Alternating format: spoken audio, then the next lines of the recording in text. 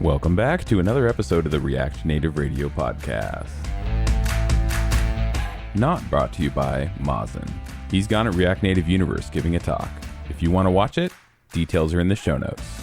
Episode 306, React Native plus Sentry, a match made in heaven, with Krystof Woldrich.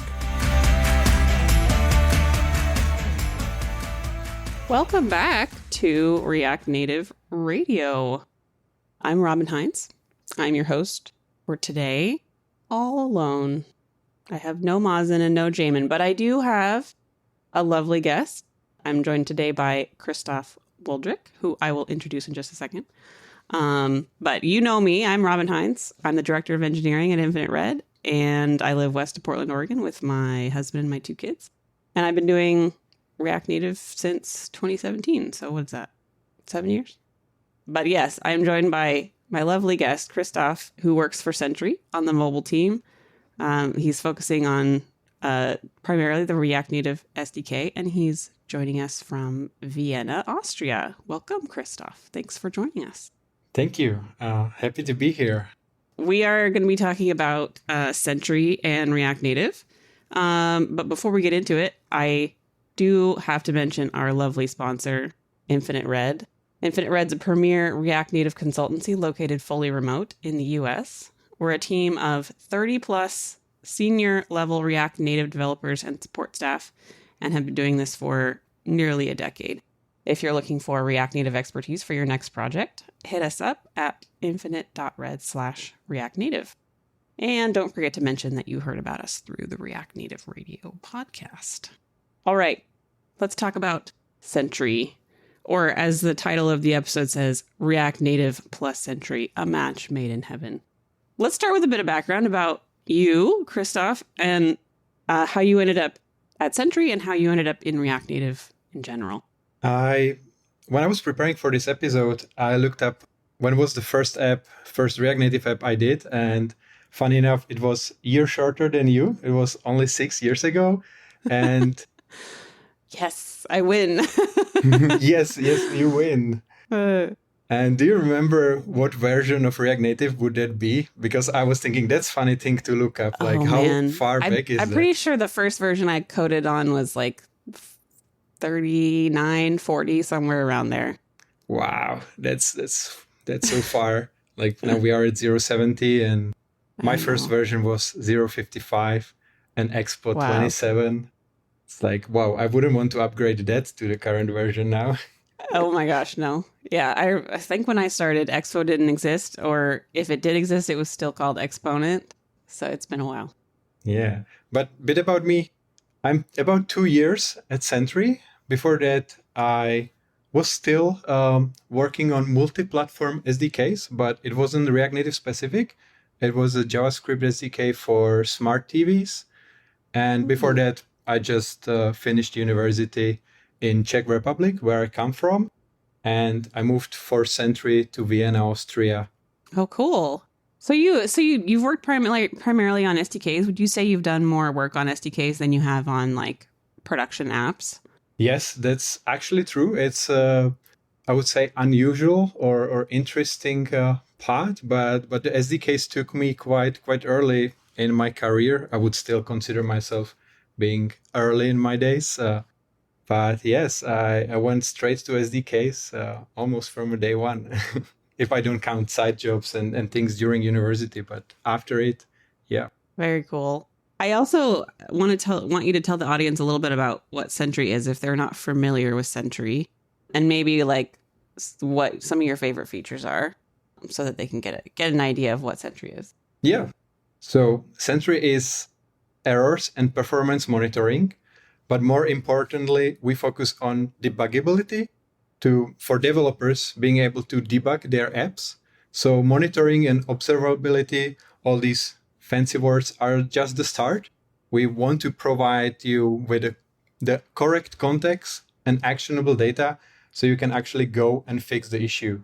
Not only try and catch the error on the front end, on the mobile app, preventing it from crashing, but showing a sad smiley. We want you to go all the way and fix the core of the issue, be it on the server or somewhere else in the app.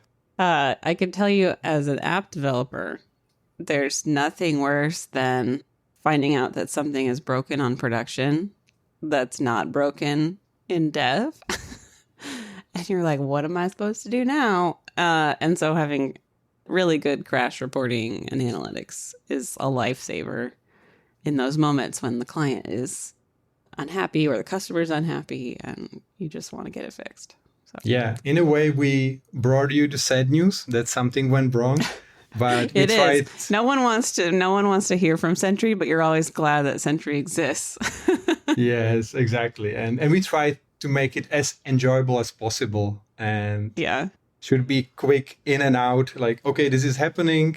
Here it's where it's happening. This is how I fix it, and I'm out and back to my work. So how much of like the developer mindset are you thinking about when you're developing features for Sentry? Because you're like, obviously, you know that you're going to be, your primary audience is developers who are like stressed out. So like, how do you plan that into your features? So it's one of the first, if not the first thought, because so we always think about the persona of developer, and they are at Sentry or they are using Sentry because something's going up, something's wrong. We want to surface right away the most relevant information. It should be very simple, both on the SDK side and in the UI. So we don't take assumption or try not to take assumption. It should be same for novice or experienced dev. Now, no one should get lost. Yeah, I like that. That's the thought. I like that a lot. It's really easy. I mean, I remember as a junior dev how lost I felt in like logging into analytics services, and you're like, I don't even know what I'm looking at. Like, this is supposed to be helping me fix this problem, but I can't even find my way around the debugger. Like, as a developer, we really appreciate the developer first, like, user experience. Yes. Like I can feel with that as well when I was starting up, and it's also thing which we keep in mind when creating, for example, the Sentry wizard, which is supposed to take you through the journey of setting up the SDK, all the way up to sending your first error. And so when you start the first error, it's not everything we can offer, but like it's like a taste of it where you know, okay, I set up the SDK correctly. And from there, you can explore more and connect more services to your front and back end and enhance the experience. Awesome. So, I mean, as a developer who has used Sentry, it always feels like Sentry is pretty invested in first-class support for React Native. Because there are lots of services out there where you'll see React Native listed in the platforms that they support. And then you go to install their SDK, and it's pretty obvious that it's like kind of an afterthought. It's just maybe a convenience wrapper around their existing native SDKs, but they're not really like React Native focused. And Sentry definitely feels like they put effort into knowing the React Native ecosystem and community and like building for them. How did that come to be? Like, was that always the case with Sentry, or like how did they come to have that sort of React Native focus? So that definitely predates me. The origin of the SDK is far back. Oh, shit. More than just take credit for it. Cannot do that. I'm sure my colleagues will listen to the podcast, although I would love to. Yeah. No, but React Native was always strong for Sentry as far as I can scroll the graphs years back. I don't know really what made it so popular, but it always benefited from the strong JavaScript background, from the browser and what we call JavaScript core that works also on Node. And as you mentioned, that other solutions as well combine native SDKs and the JavaScript SDKs. Well, our architecture is similar in that way. We also try to use as much of our native implementations to offload things from the JavaScript thread. But it never was just a simple wrapper. We implement features that are specific for React Native, taking in mind that the JavaScript thread is running asynchronously from the main rendering thread. And as you for sure know, things can happen where these things get out of sync, or, well, better thing, in a way, they are never in sync. They are two separate things. Yeah. It seems like they behave as if they're in sync, but it's a facade. They're really kind of doing their own things that happen to be lining up. Yeah. When you start as a novice, or when I started, I had no clue, honestly, that, there are multiple threads and what are they doing? I just took it as the typical You're very web insulated developer. from it. Just like putting views and like text and stuff on the screen. You don't really think about or need to think about what's happening in the background until something's going wrong. Yeah, exactly. I mean, I cannot speak for the React Native team, but in my opinion, and from how I understand it, that's the goal, right? Like, you just go in there with your all web knowledge and you're able to create super quickly, easily a mobile app. All these things about the threads and things, those are things that we as SDK developers are trying to solve. And when you're extending your application beyond what the JavaScript can offer to you, you get into that as well. But at that point, it shouldn't feel scary anymore when you're that far with your app. It shouldn't feel scary. It might still. It's okay. Yeah. So with Sentry being pretty focused on React Native, I'm guessing you probably have a close collaboration with the React Native core team on certain things.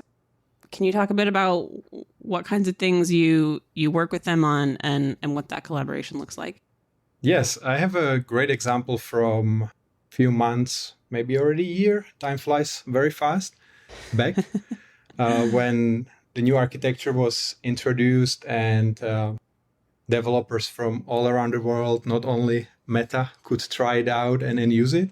So I'm talking about React Native 0.68, 0.69, where we as error monitoring, first and foremost, noticed changes in the turbo modules and the way that we capture the JVM stack trace, and some information was missing, and we weren't sure if we need to change the way we capturing it, or if it's oversight on the framework side, or what's going on. So for me, that's like a first time of me being in Sentry, where we got in close contact with the team, with Nicola Corti and Ricardo Cipoleski. So we were discussing this, what's going on, and eventually it got resolved, and we were seeing nice Java stack traces, and all was good. And while we were exploring the changes and what the turbo modules bring, there was a question that stand out to us, and it was a question that also our customers are bringing to us. And that is, well, it's nice to see JVM stack trace, it's nice to see Objective-C stack trace, but I haven't touched Objective-C or Java. I just wrote some JavaScript code, and I want to know which part of my JavaScript broke it. What happened there? Like something that I can touch, and remove this line to fix it. Yeah. So there was a point where we did a bit of a research and proposed what we call mixed stack traces, where you mix the native stack trace and the JavaScript stack trace. React Native already does it in some cases, but at the beginning of the turbo modules, it wasn't capturing the errors thrown in the function calls of the turbo modules itself. So if you would have a native call and wrapped it in JavaScript, and the native code throws throwable in the JVM, it wouldn't capture anything inside of your JavaScript, actually, which was very, very strange. And primarily myself and of course the React Native team implemented this wrapping, basically try-catch on the native layer and capturing the stack trace, passing it to the JavaScript layer. So in the error object that you capture, you actually see the JavaScript part as you would expect it, but there's also extra properties where you can see the addresses on iOS side, or the actual stack trace on the JVM. And of course, then we adjusted the React Native SDK to be able to read this and send it to the Sentry servers. And that was super nice collaboration for me. And actually also one of my first commits to the React Native repository. Yeah, you can call yourself a React Native core contributor. Yes. With I think actually last week, finally, it's more than 2 hands of commits merged in. So yes, I'm proud of that. It feels good. That's pretty impressive. It's a small club of people with that many commits. So that's very cool. So I would think, like in the same vein as like dealing with stack traces and like figuring out where errors are happening, like there's got to be some involvement with Metro, I'm guessing. We did a Metro episode a couple months ago, and that's the extent of my knowledge of Metro. It's usually kind of run it and forget it. But what sort of intricacies do you have to contend with in making Metro happy with stack traces and such? Actually, quite a few at this current version. There are 3 things that we change, or 3 main things, and some upcoming changes. That's quite new part of the Sentry React Native SDK, where we have this sub-export called Sentry React Native Metro. Sometimes we refer to it as a Sentry Metro plugin. Mm-hmm. And yeah, like the question is like, why do you need it, right? You run in the runtime, you capture the error, all good. Like, what do you change in Metro? So when you go back in history of the commits, it wasn't always React Native / Metro. Originally, it was React Native / Metro / tools / how is it called? Custom serializer. So that was the first time we felt the need of extending or adding something to the bundle that wasn't possible just to write the code inside of our package and use it like that. And the reason was debug IDs, which is a concept invented or created and propagated by Sentry, but it literally targets every JavaScript developer. Everyone who needs source maps will benefit from debug IDs. And what it is, it's a simple, unique identifier of your bundle, of the file. And it creates a unique link between that file and the source map. So you cannot ever lose the two. If you would imagine having a website and you generate your source maps, you make a small change, source maps get regenerated, you forgot to save the previous version, you just blindly take the folder you have, and you would end up with a funny looking stack trace because of the source maps. Like that's the overall message.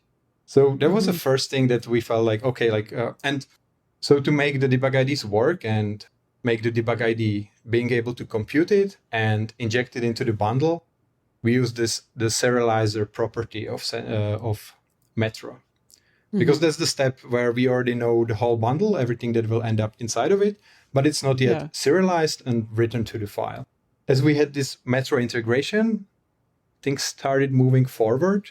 Actually, one of the React core members reached out about an issue where he was seeing Sentry stack traces in the red box. Like, you know the red box property where you get an error.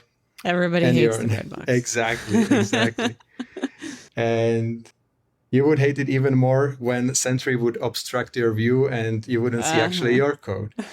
That's another reason for using having this Metro export, because Metro has a property which lets you specify the frames that you would like to hide in the default Redbox view. And so we automatically add all our frames. So when you have when you have Sentry running in development, in production, doesn't matter. We won't be standing in way of seeing your code. Similar as we do in our product, where we highlight your code primarily because that's where you can take the action. We also ensure that we don't obstruct the other stack traces and your code when you're seeing the error in the red box. Yeah, that's an interesting problem. Like, you want to see Sentry sometimes, but not. But in different ways. When you don't want to see Sentry. Yes. Very Not when cool. you're trying to get to your code. You don't want to see, Yeah. it was logged by Sentry. And then it went to this React Native courting, right? Like React Native hides their frames by default. So we basically extended this list with our frames that shouldn't show up. And there is actually many more use cases for Metro. We are adding our components annotation plugin, which is actually a Babel plugin, but thinking about developer convenience, we don't want to tell our developers and users, oh, you should now go into the Babel config file and change things there. We already have this Metro plugin that can do things for you, and Metro enables you to change the Babel settings. So we do that also with that plugin automatically to enhance the experience. It is. It's a good, like, I know personally I cringe every time I have to do anything with Babel. So if you can wrap it into your Metro plugin, then that's great. Yeah. And there are upcoming things that we are working on right now. If people would go to the PRs, they would already see it there. And that is optimizing the bundle size, because there are some dependencies of ours that we know in certain cases we don't need, but they cannot be tree shaken yet because Metro doesn't support tree shaking by default. But we actually can, during the resolution phase, when we know which platform we are targeting, we can drop them out. And so that's another thing we are adding to this Metro plugin. So it's growing and growing, and it's all for the developer's convenience. Like you would expect, doesn't have to do much with the runtime itself, but it's all these like little convenient stuff to make the experience very smooth and pleasant. Well, we appreciate it. I want to make sure we have time to talk about the latest, coolest greatness in Sentry React Native. And if you were at Chain React, you got a preview of this. The really cool new feature that is in beta now is called Session Replay. Why don't you just tell us a little bit about what Session Replay is, and then we'll go from there.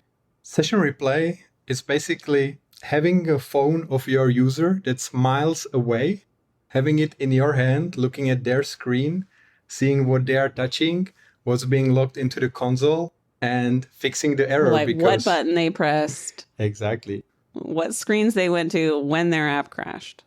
Yes. Wild.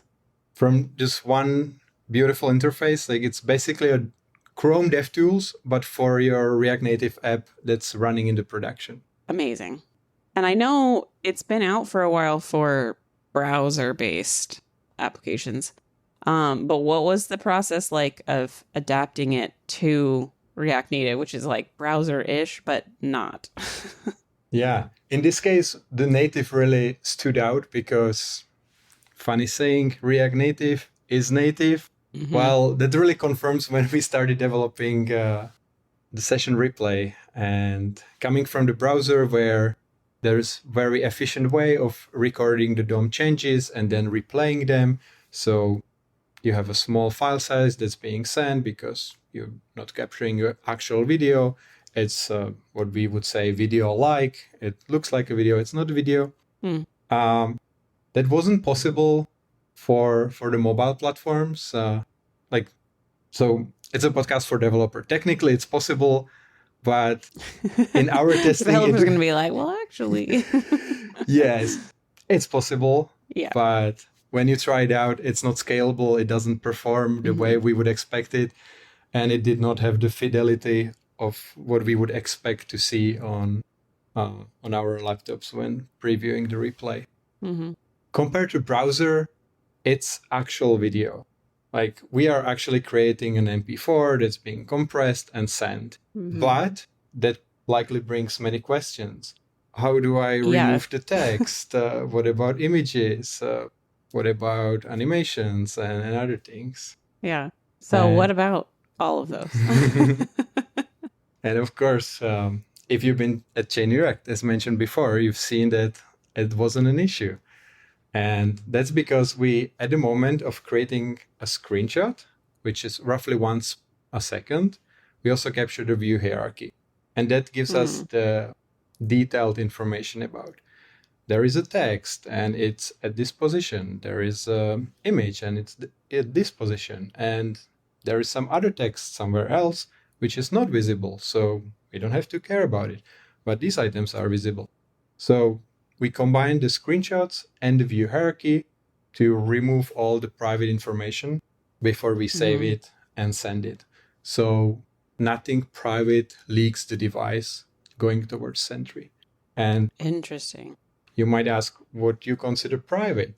Well, we cannot make assumption. How would we know this heading really is a heading and someone didn't use it just to make text bigger and just put their address of the user?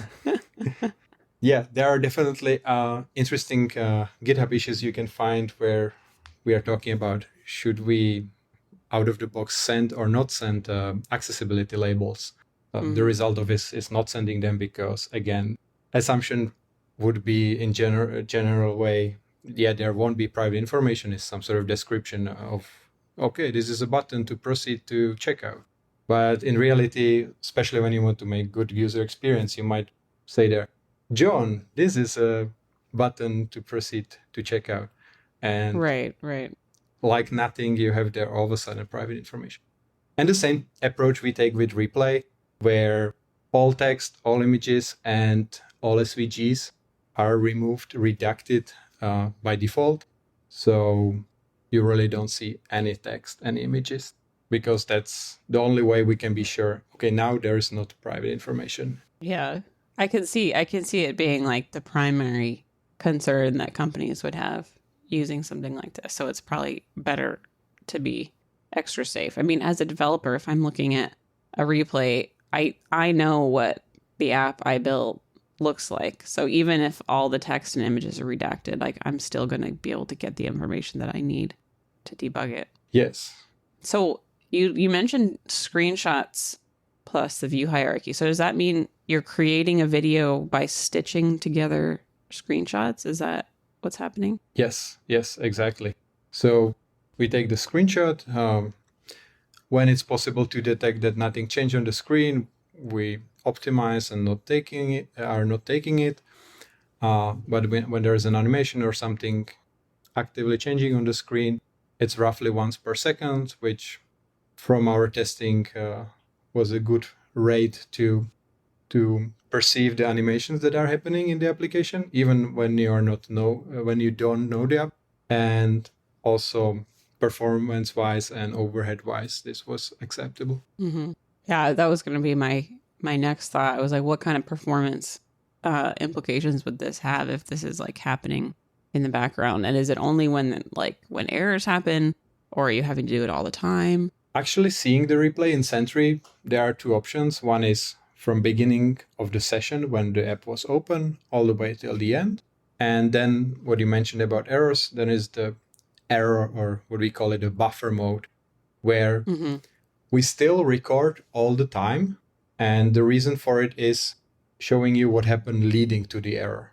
When you enable session replay, it's always recording. It reminds me a bit of like the black boxes on like airplanes, where it's like it's always recording, but it's always like deleting stuff like after a certain amount of time if nothing has happened, basically. So then like something happened and it's like, okay, we can keep the buffer that we have right now, but we don't need any of the other stuff before that. Yeah, that's actually a great analogy. It's a black box, and when your airplane your app crashes, there you go. You go and retrieve it and see what happened. Basically, that's how I see it anyway. So is there any implications for like letting the user know that this is happening? Does it have to be reported to like the app store? Like what kinds of implications are there for the end user? So there are no changes when it comes to your privacy manifest and things like that when you're enabling the session replay. If I compare it to app with Sentry without session replay, like there is a list of things that you need to make sure you have added to your privacy manifest when you add Sentry. And if you had Sentry before, you already made these changes. Okay. So session replay doesn't add anything new, basically. No, session replay doesn't add anything new in that case. Wouldn't already have by using Sentry. Exactly. Okay. That makes sense. When it comes to the users, the end user, seeing if something is being recorded or not. We, in the mobile SDKs, don't provide any UI as of right now. And not only for session replay, but in general, the SDKs provide APIs for the developers and not for the end users.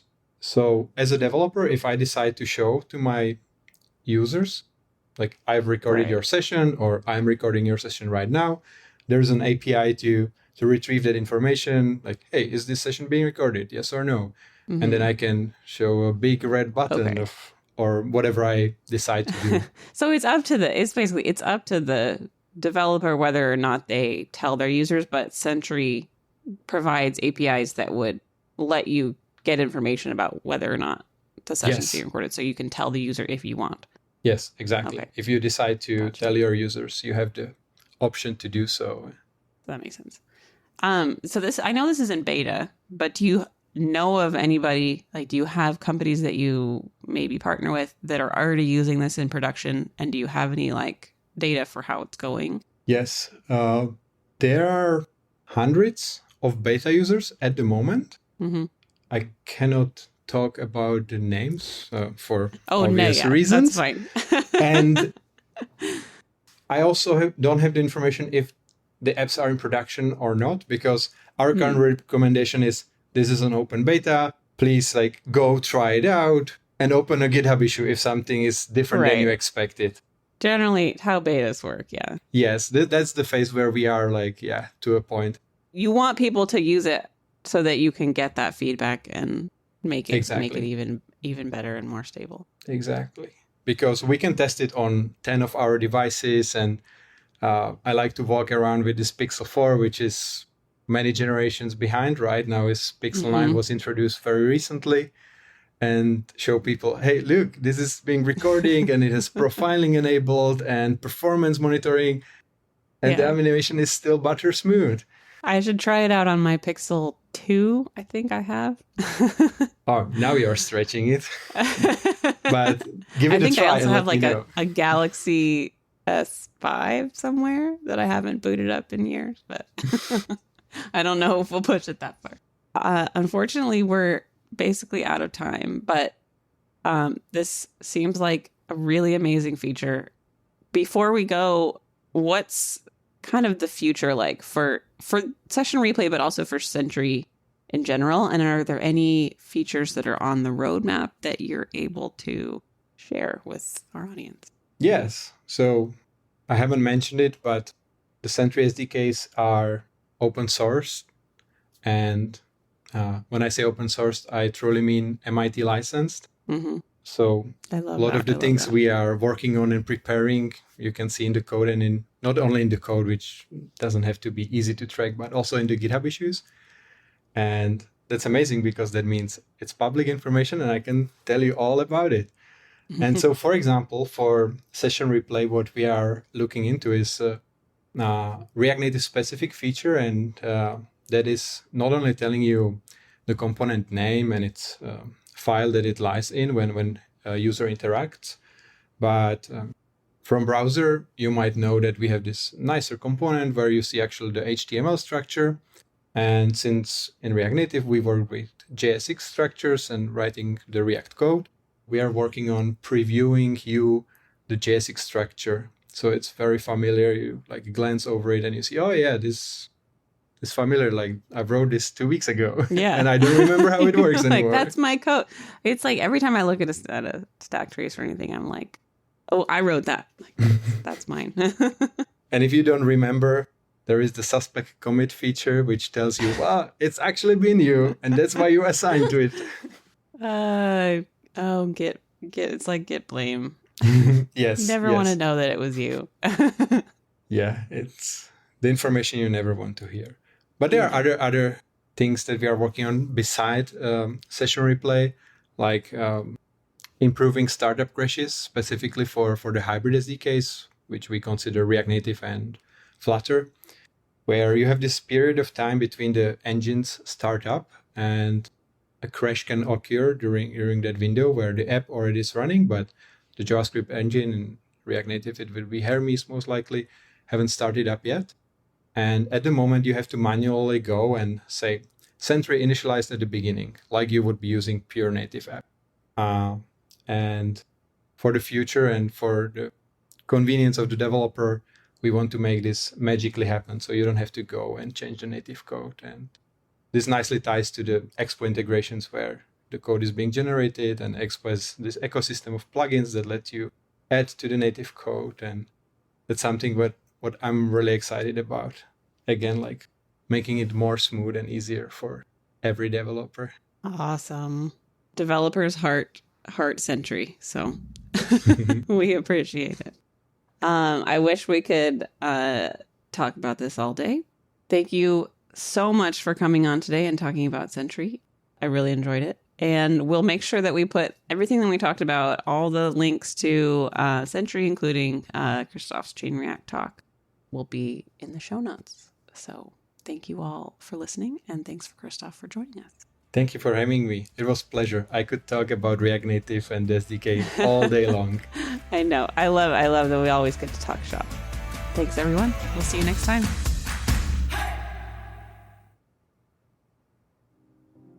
As always, thanks to our production team, with editor Todd Worth, our assistant editor, this guy, Jed Bartosky, our director of communications and episode release coordinator, Justin Husky, and our guest coordinator, Derek Greenberg.